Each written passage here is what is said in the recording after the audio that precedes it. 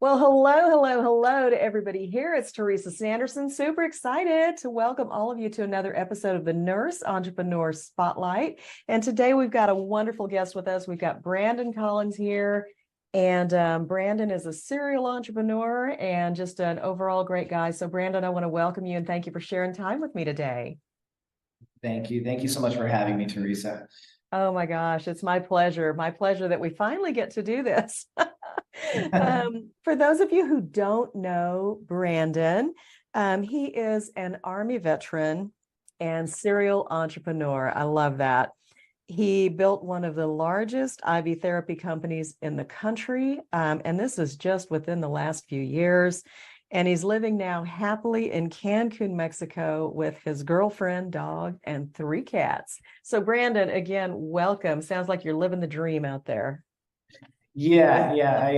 It's nice. I do want to tell people though, I don't live on the beach. I don't have a beach house or anything like that. We're like 20 minutes from the beach. A lot of people think that I'm drinking margaritas on the beach every day. It's not the case, but living in Cancun definitely does have its perks. I love that. I love that. So exciting to have you here today. And, you know, tell us a little bit. We know what you're up to right now, but tell us a little bit about your history as a nurse. How did you get started in nursing and what kind of work you have done and the kind of settings you've worked in? Definitely. Well, I do want to start off by saying that I am not a nurse. However, in the military, I did a lot of things that nurses do. I Okay. was attached to multiple medical units. I myself personally started probably a couple thousand IVs. We did it downrange in Afghanistan in a Got combat it. environment. So I do have a lot of experience in the medical field, but in my civilian life, I was never a nurse. I Got it.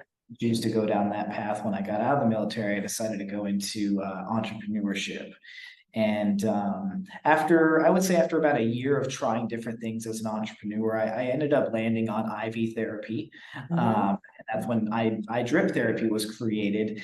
And like you said, in about three-year time period, I drip therapy turned into one of the largest mobile IV therapy businesses in the country.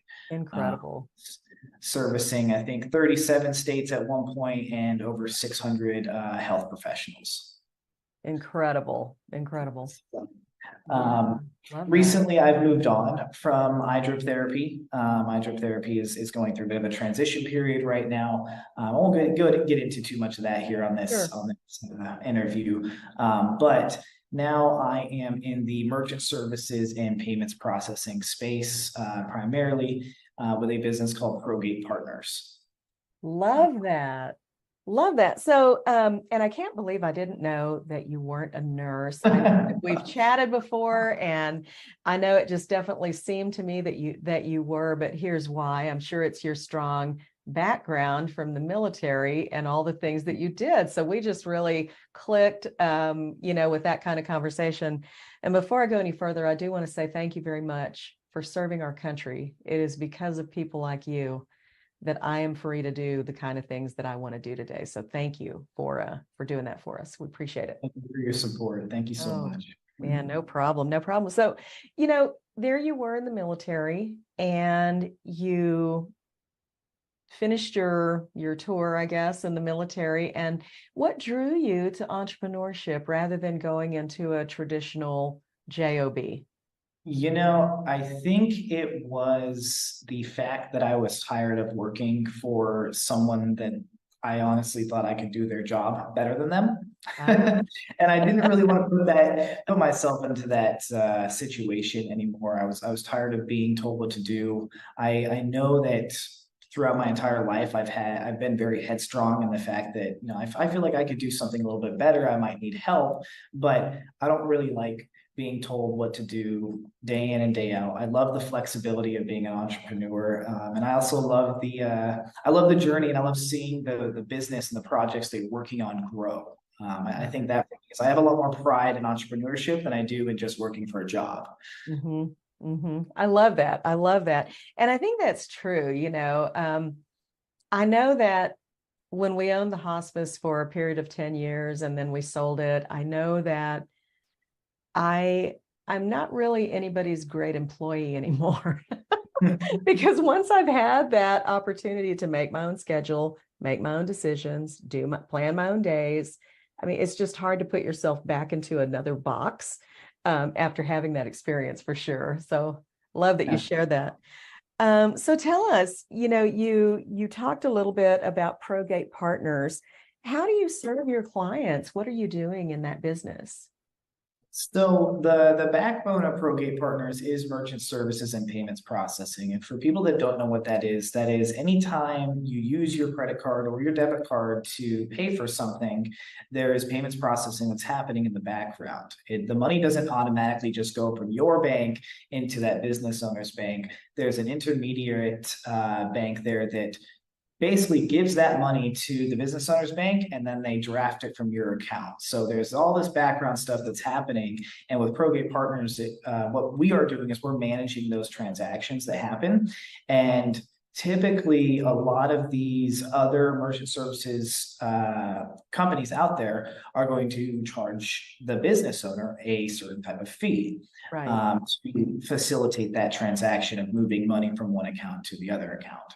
And what we do is we negotiate better fees. And in a lot of cases, we can actually reduce those fees all the way down to zero for the business owner. In addition to that, we can set them up with payment gateways that allow them to take multiple different types of payments, whether it be online or in person. We have all of the solutions for hardware at a retail location, as well as the software if you're doing stuff online or both.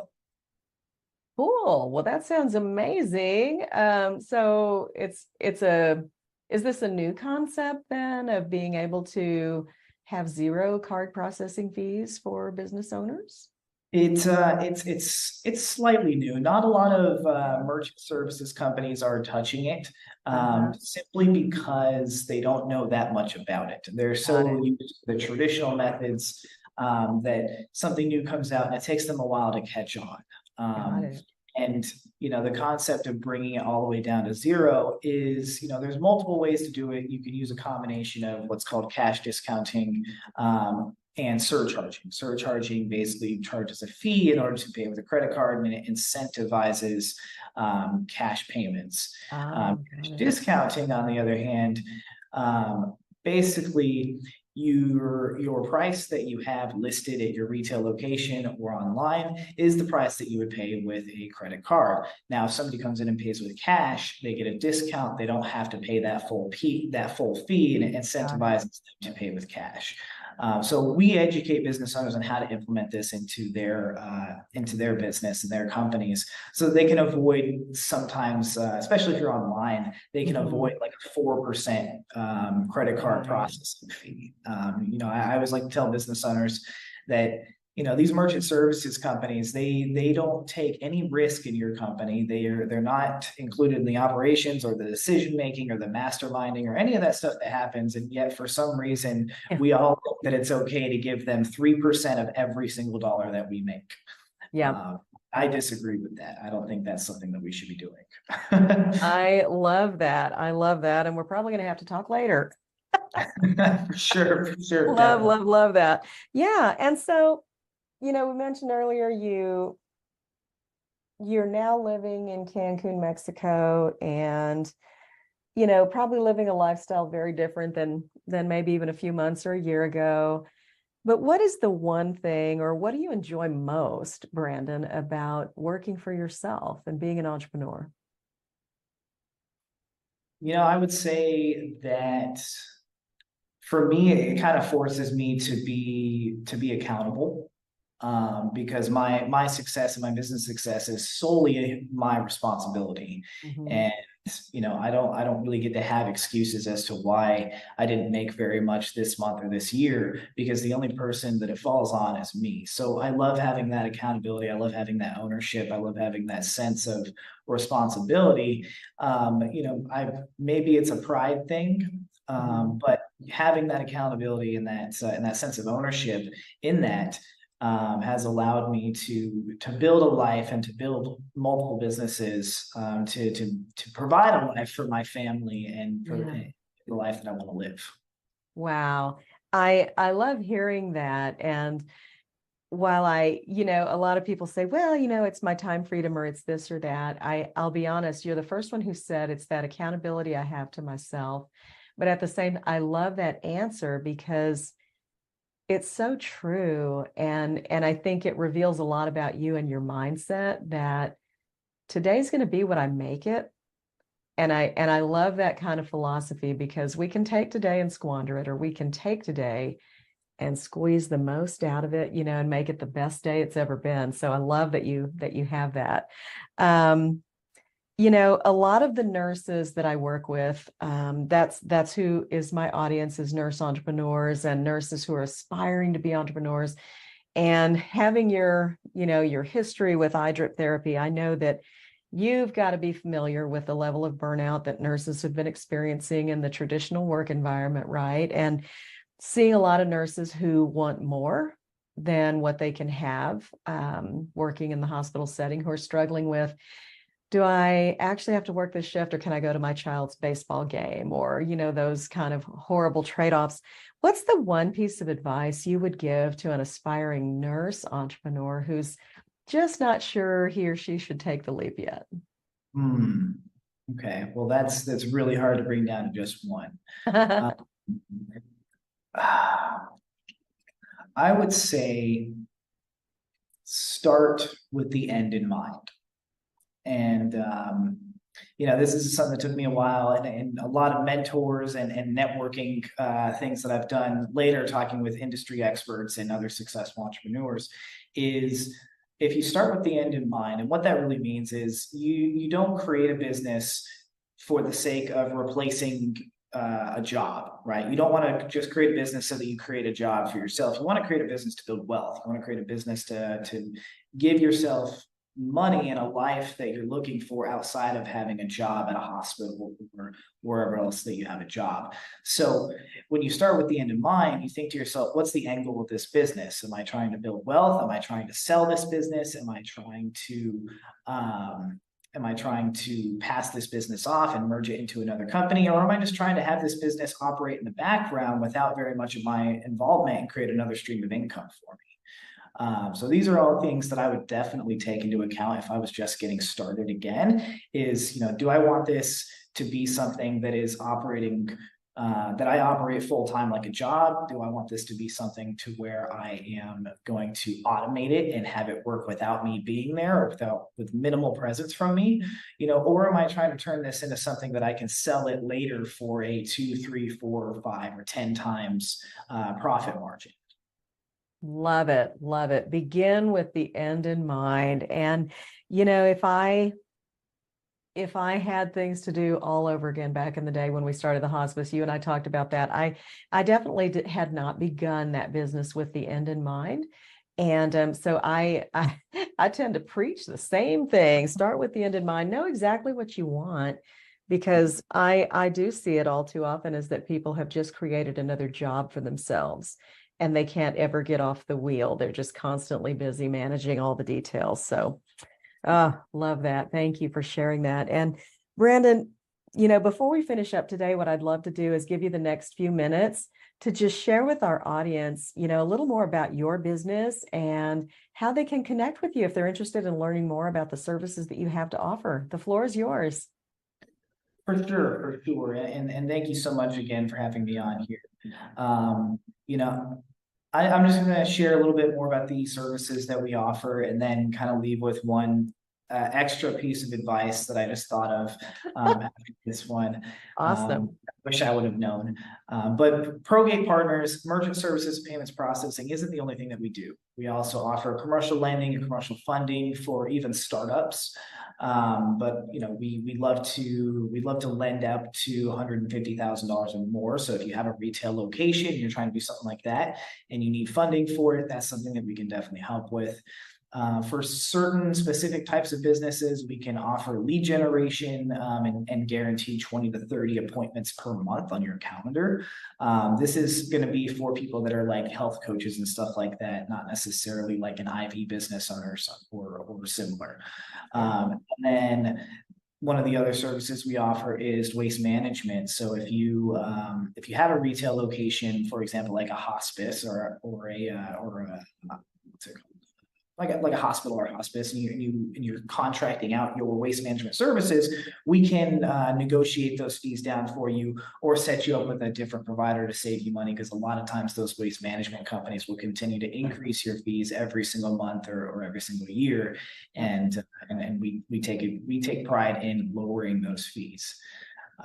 So that's the gist of it. The last piece of advice that I'd like to share with everybody is that a business at its core is money coming into your bank account.